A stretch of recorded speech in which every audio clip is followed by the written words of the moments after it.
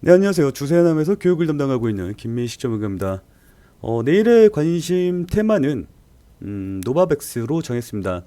제가 오늘 쿠팡에 관해서 오늘 이슈가 있을 것이다라고 어제 관심 테마를 찍었었는데 조회수는 별로 나오지 않았습니다만 뭐 맞추기는 했죠. 오늘 상한가 많이 갔고요. 쿠팡 관련해서는 앞으로도 상승할 가능성이 높다라고 판단하고 있습니다. 그 관련해서 내용은 제가 영상에 잘 담아놨으니까 참고하시기 바랍니다. 오늘은 노바백스 관련해서 한번 주목을 해보겠는데, 왜냐면 노바백스 백신을 이제 추가 확보한다고 정부에서 곧 발표를 한다라고 이야기가 나왔기 때문이죠. 이 노바백스 백신은 말이죠. 기존에 우리가 확보한 백신이랑 좀 다릅니다. 기존 백신들은 새로운 기술로 만들어낸 그 백신들이라고 볼 수 있죠. 새로운 기술로 만들어냈으니까 뭔가 더 좋을 수도 있겠지만 이번에 뭐 굉장히 방어율이 좋잖아요. 95% 근접하잖아요. 모더나 화이자 모두 말이죠.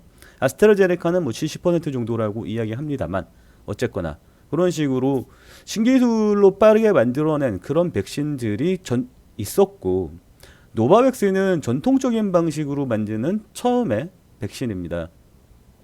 전통적인 방법으로 만들었다면 뭐 또 안 좋은 거 아니야? 라고 생각할 수도 있겠지만, 여기에 보면 말이죠. 우리가 상온에서 보관할 수 있는 강점도 있고요. 그리고 만드는 제조 방식 자체가 오래되었기 때문에, 전통적인 방식이기 때문에 안정성이 입증이 됐다라는 의미, 그리고 면역력이 약한 노인들에게 상대적으로 안전하다라는 특징이 있죠. 따라서 노바백스 백신은 굉장히 기대가 되는 그런 백신입니다. 물론 최초가 아니라서 기대감이 많이 떨어질 수도 있습니다만 어쨌거나 중요한 정보라는 거 다들 이해가 가시죠? 그리고 당장 내일에 이슈가 형성이 되지는 않을 수도 있습니다. 하지만 정부가 곧 발표를 한다라고 뉴스에서 나왔으니까요. 곧 발표한다고 뉴스에서 나왔으니까 테마가 곧 형성이 될 가능성이 있다. 이렇게 봅니다. 그리고 관련주 한번 찾아봐야죠. 관련주는 세 종목으로 준비를 해봤습니다. SK케미칼은 뭐 SK바이오사이언스에서 만드니까요.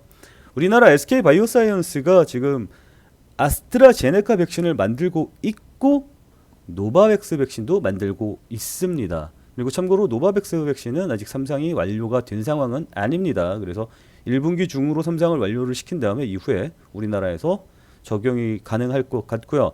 아스트라제네카 백신과 노바백스 백신이 모두 우리나라에서 생산하기 때문에 우리나라 사람들한테 물량 확보하기가 훨씬 더 편하겠죠. 그래서 관련 테마가 형성이 될 가능성이 높지 않겠느냐, 이렇게 평가하고 있습니다. 그리고 여기 보면 제가 날짜에 주목하라고 말씀을 드렸잖아요. 날짜를 한번 봅시다. 8월 25일 날 임상 2상 실험 도입. 임상 2상에 들어갔다라는 이야기는 그때 슈팅이 나올 가능성이 있을 것이고, 그리고 12월 29일에 임상 3상 돌입.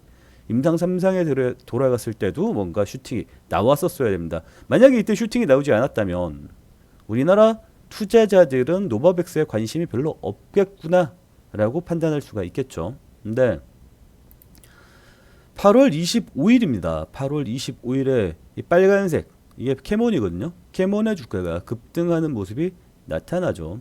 그 다음에 이 캐몬 같은 경우는 SK 바이오사이언스랑 연결이 되어 있습니다. 그래서 아스트라제네카 이슈와 그리고 저거 노바백스 이슈를 동시에 받는다라고 보시면 됩니다. 물론 SK케미칼도 마찬가지고요. 그리고 DR제는 뭐 설명할 필요가 굳이 없을 것 같네요.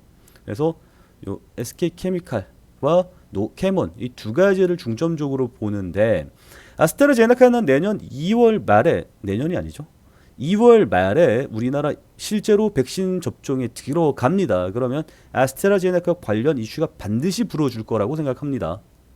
거기에다가 노바백스에 관련된 이슈까지 있으면 호재가 두 개가 연달아 빵빵 터질 가능성이 있겠죠. 그래서 8월 25일 날 노바백스 임상 돌입에 대한 소식에 이렇게 많이 날아가는 모습이 나타났고요. 그 다음에 12월 29일입니다. 12월 29일 날에도 상승하는 모습이 체크가 되죠.